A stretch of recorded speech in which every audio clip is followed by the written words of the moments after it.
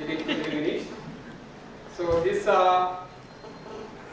relationship with the traditional media, the thing is, it has been noticed many government decisions and updates are available in the Twitter and Facebook far before these are published in the newspapers. Immediately we come to know. So if many of us are carrying the mobile which is connected, on the spot you get the information. In fact, many updates are printed in the newspaper by referring to social media for these discussions. The observation suggests that the proposed proper and planned use of social media has potential to reduce the burden of issuing press notice in other traditional media. So I have made some suggestions. This can be shared later on. What platform to be used, the governance structure required for using the social media effectively, and the communication strategy needs to be adopted, and creating a pilot plan and engagement analysis, and institutionalize the social media. These are some suggestions I have made, but I am not having time to elaborate all these things. So looking at the growing trend around the world, the use of social media is going to be inevitable for the government departments and individuals. These are the references I have taken from various sites. Thank you. Thank you for your comments. I think in the end we have only little time left for interaction, but still we can have a couple of questions from the audience. Any comments, suggestions, questions?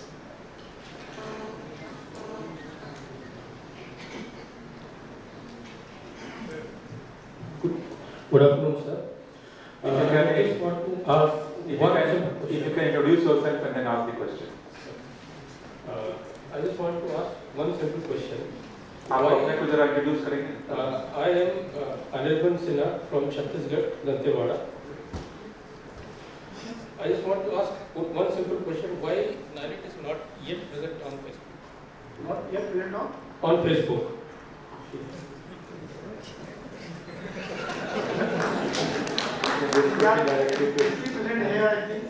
We are trying to put up ourselves also on the Facebook. Certainly, even I think I have placed myself on Facebook. Yes, created my page, but we are trying to put. I think there is a mandate from the DIT also. All societies with the DIT are on Facebook through DIT Facebook. Okay. So we are answering our question through DIT only because that's a common ministry for us. So we are routing through it. Otherwise, I am on my Facebook through my Facebook portal.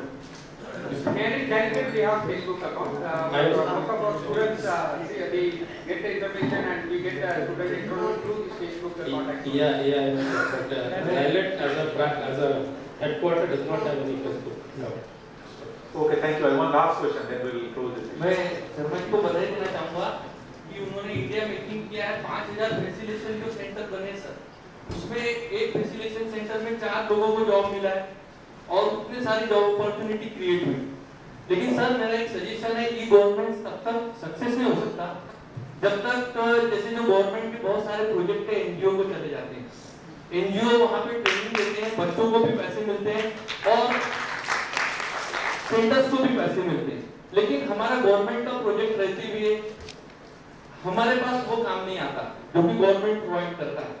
ये काम अगर हमको मिलता है sir तो बच्चे का भी फायदा होता है और फैसिलिटेशन सेंटर का भी फायदा होता है।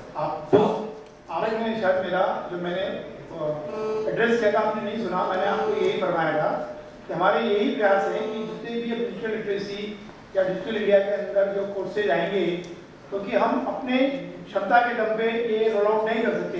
जिस तरह सरकार ने अभी DIT ने हमें 6 लाख से टारगेट बढ़ा के 20 लाख कर दिया, तो ये हम आपके माध्यम से ही करेंगे।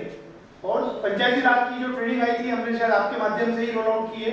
और जैसे ESDM का कोर्स है, हम ये प्लान कर रहे हैं कि आप लोगों के थ्रू रोल आउट करें। अब ये मान के चलिएगा कि यदि हमें सक्सेस लेनी है तो आप लोग हमारे भागीदार हैं, हमारे पार्टनर्स हैं, हम आपके मार्फत ही आगे बढ़ सकते हैं। जो सुबह मैंने माननीय मंत्री महोदय के सामने ये फिगर बताया था जिसको लोग आउटपुट और आउटकम से कंपेयर कर रहे थे कि हम 110 करोड़ से 150 करोड़ हुए, 150 करोड़ से इस साल हम 240 करोड़ हुए, उसमें भागीदारी आप लोगों की भी है। तो हमारे यही प्रयास है कि हम आपके माध्यम से ही बढ़ेंगे। इसके लिए हम आपको अगले सेशन में बात करेंगे, ये बताएंगे कि किस तरह हम लोग आपके प्लेटफॉर्म को यूज करके आगे बढ़ना चाहते हैं। सर पब्लिक सर्विंग अपन फैसिलिटेशन सेंटर से अच्छी तरह से दे सकते हैं। तो ये जो सारे प्रोजेक्ट है सर्टिफिकेशन से लेके तो सारे ई गवर्नेंस के जितने भी काम हैं, अगर ये फैसिलिटेशन सेंटर को मिलते हैं तो बहुत अच्छा होगा। ओके, थैंक यू, आपको बहुत बहुत धन्यवाद। ये कमेंट बाद में भी इसको कर सकते हैं। Last question sir, Rajeev Kumar Yadav, deputy director employment, government of Uttar Pradesh. Sir, हम लोग डिपार्टमेंट ऑफ एम्प्लॉयमेंट जो इसके सेंटर्स चला रहे हैं NILET के, मैं सर छोटा सा अनुरोध करना चाहूँगा इस मामले में कि गवर्नेंस की सर थोड़ी सी जरूरत होगी, क्योंकि रिजल्ट सर 45 डेज और सर्टिफिकेशन जो सर्टिफिकेट्स आते हैं वो ऑलमोस्ट 8 to 10 मंथ में पहुँचते हैं, जिससे कैंडिडेट्स को जो है कि कहीं भी सर गवर्नमेंट सर्विसेज में जब आवेदन करना होता है तो उसको सर्टिफिकेट चाहिए होता है, वो बहुत दिक्कत आ जाती है। और वो हम लोग को बराबर चेज करते हैं कि हमें सर्टिफिकेट दीजिए। प्रोविजनल सर शुरू किया है, लेकिन फिर भी जब तक लड़का सर्टिफिकेट ओरिजिनल नहीं पाया था तब तक उसको संतोष नहीं होता है। मैं चाहूँगा सर इस दिशा में अगर ई गवर्नेंस हम लोग के बढ़ जाए तो आपको कुछ चीज बताना चाहूँगा। Done sir EGCP course last June completed, E governance championship program जो NISE ने ऑर्गेनाइज किया था, उसको मैंने पार्टिसिपेट करवाया था। तो इसलिए मैं सर गवर्नेंस के महत्व को बेहतर समझ रहा हूँ। डिपार्टमेंट भी हमारा काफ़ी आगे जा रहा है इस मामले में। वैसे छोटा सा वैसे इसमें इसका एक सिंपल सोल्यूशन तो ये है, जितने भी सर्टिफिकेट्स जारी होते हैं अगर सबको हम एक ऑनलाइन रिपोजिटरी में रख सके डिजिटली साइन करके, जो कि किसी भी समय either by the candidate or by the organization can be accessed, that is the best solution for this and we should also go for that direction. Already we have done this. अगली बल्कि मुझे याद है जब मैं आया था तो एक साल का टेन्योर पीरियड था। आपने जो भी 8 महीने की बात हो रही है वो शायद थोड़ी सी गलत प्रतीत होती है, क्योंकि CC सर्टिफिकेट इमीडिएटली जारी हो रहे हैं और स्पेशली पिछले 3 महीने से जो भी सर्टिफिकेट होता है उसका प्रोविजनल हम अपलोड कर देते हैं। आपने बोला कि बच्चे की मानसिकता होती है ओरिजिनल की, तो मैं आपको बताता हूँ मैंने 84 में डिग्री की थी, आज तक प्रोविजनल सर्टिफिकेट के आधार पर घूम रहे हैं। डिग्री का आप ट्राई टू अंडरस्टैंड, हमें कन्विंस करना पड़ेगा लोगों को कि provisional certificate is as good as, तो कहेगा साहब मोहर लगाओ, फिर कहेगा साइन भी लाओ, ये थोड़ा सा एजुकेट करना है आपको भी। प्रोविजनल सर्टिफिकेट वो सर हम कर रहे हैं सर, लास्ट दिसंबर तक का अभी हमारे पास आया है, उसका जनवरी फरवरी मार्च नहीं, बीच में हमने एग्जाम रोक दिए थे क्योंकि एक प्रॉब्लम आई थी। We have started will take care of your point. Okay, thank you all the panelists and also the members from the audience who showed interest in really taking discussion forward. So with these remarks, we'll close this session here, and I would once again like to thank all the panelists for the very valuable comments on this session. Thank you. Thank you very much. It was a very thought-provoking session and to the audience. May I now request Dr. M.P. Pillai, Director NILET Calicut, to present the mementos to the esteemed chair and panelists as a token of respect.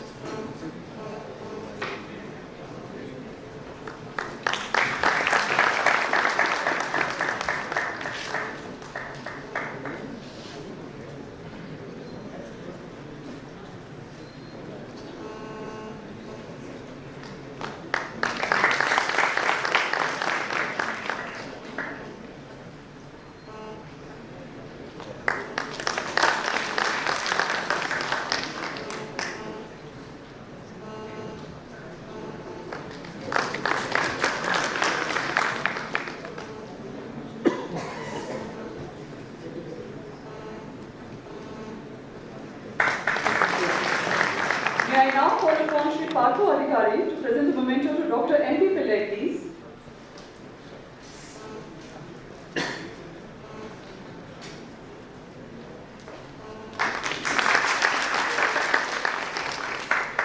Thank you very much, everybody.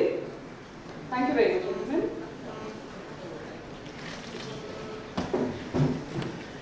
This is an announcement for the NILET employees. After the end of the session, the day's session, you're requested to stay back for at least 5 minutes and then leave. Thank you very much.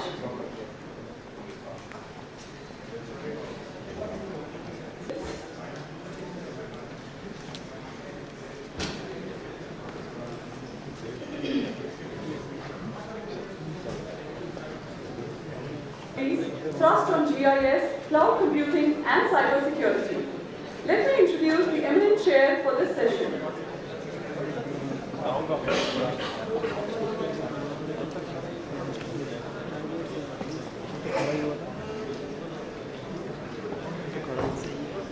The chair, Shri Tapal Ray, is an IS officer of the Gujarat cadre and has a degree in mechanical engineer from Indian Institute of Technology, Delhi. He is a postgraduate in public policy from Woodrow Wilson School, Princeton University, USA, and a Master of Public Administration from Maxwell School, Syracuse University, USA. He also holds a degree in Law and International Trade. He is a senior IAS officer having wide administrative experience of over 30 years. He has served in the Ministries of Defence, Textiles, Power, Science and Technology and Planning in the Government of India. Welcome, sir. Moving on to introducing our panelists. Dr. N. Vasant Kumar, an MBBS, MD in General Medicine. He is in the Indian Administrative Service, UT Cadre 2004. Among his important postings, he has been Mission Director, Delhi State Health Mission, Project Director, CATS, MD, Geospatial Delhi Limited, GSDL. Welcome, sir. Our next panelist, Shri Prakash Kumar, as the National Technology Officer at Microsoft India, works closely with the technology elite at state and national government levels on the topics of innovation and strategy related to information and communication technology. He also works closely with the industry consortiums and government senior leadership on technology policy issues. As an officer of the Indian Administrative Services, for 23 years he has handled varied portfolios including information technology, human resource management, public finance, corporate entities and industrial development amongst others.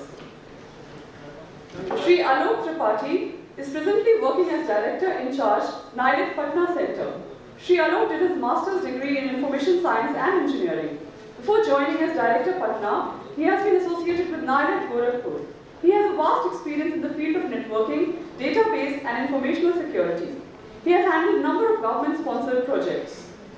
Next, Shri V. Krishnamurthy, presently working as Director in Charge of NILET Chennai as Scientist E, an engineering graduate from Osmania University and postgraduate from the Center for Electronics Design and Technology. He has published papers in national and international journals.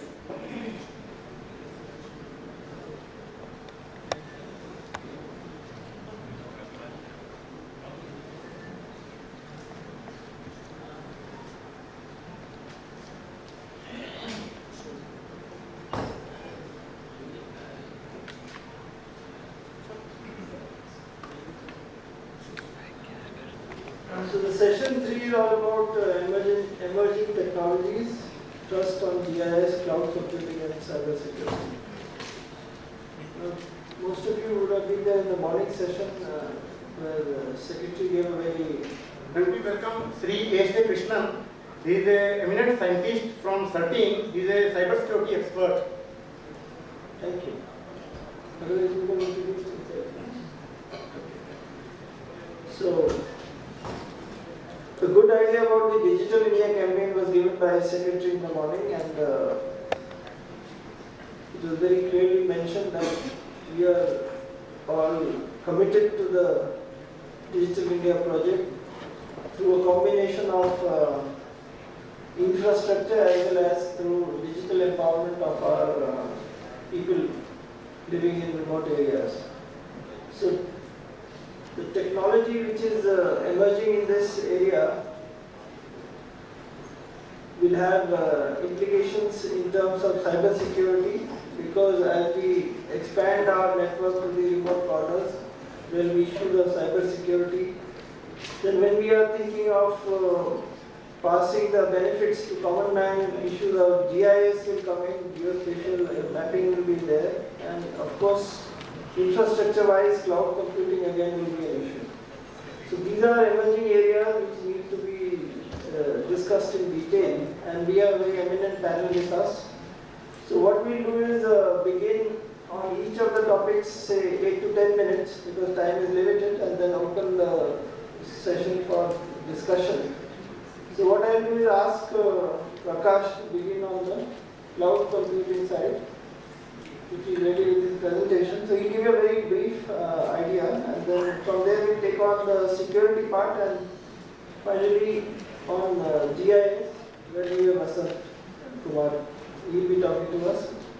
So I will request Prakash to start. Thank you, sir. Good afternoon, friends. I know you are tired. The whole session is delayed.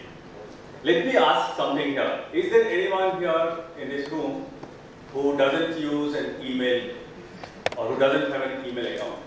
कोई ऐसा आदमी है जिसके पास email account नहीं है? Very good. अब ये बताइए आप लोगों से कितने लोग क्लाउड यूज करते हैं? क्या क्लाउड का नाम सुना है? Very good. So basically all our public email services, free email services are hosted on cloud, and that's one of the most widely consumed cloud service. When I came here, I was under the impression that we'll have more of technical people, so I had a highly technical presentation.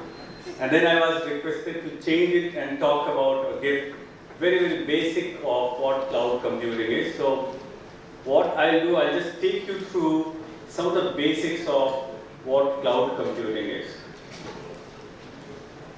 In fact, if you go on the internet and search cloud computing plus IRS officer, you will get a YouTube video where it's a hilarious video of one of our retired senior officers who talks about cloud computing. Actually, that is not cloud computing. So I thought, if you happen to see that, that's not what, in fact, I have that video, but because of time constraint, I am not showing. But that's a hilarious way of starting the session.